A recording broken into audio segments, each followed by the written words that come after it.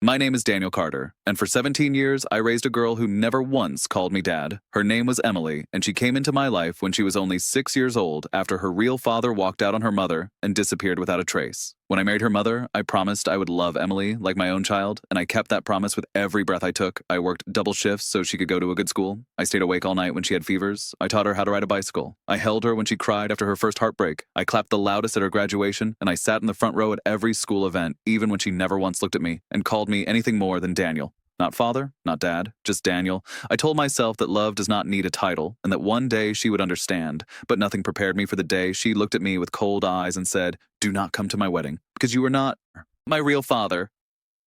Those words shattered something inside me that never fully healed.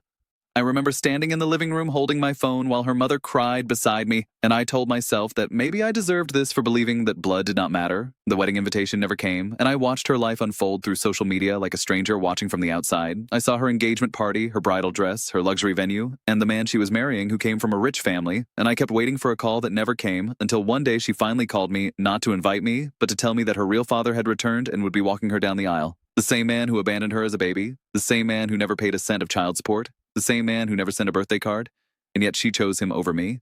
On the day of her wedding, I stayed home wearing the suit I had bought for her big day, and I sat alone in silence until my phone rang and her trembling voice begged me to come because everything was falling apart. Her real father was drunk, causing a scene and embarrassing her in front of her new family, and despite the pain she caused me, I went because I was still her father even if she refused to see it.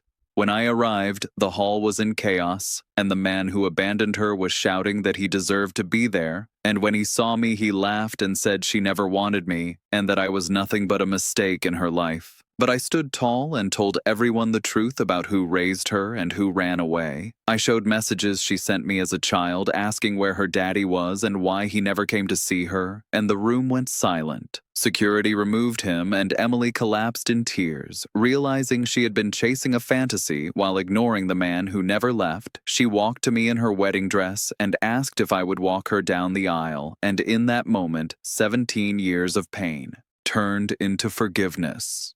When the music started and she held my arm for the first time in her life, I felt like the world finally made sense.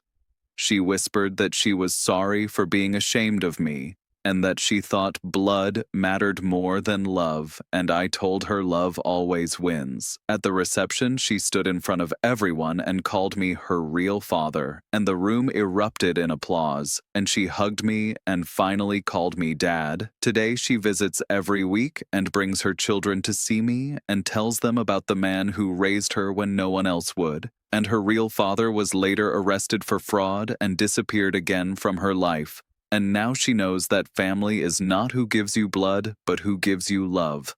And I know that even the deepest wounds can heal when truth finally comes to light.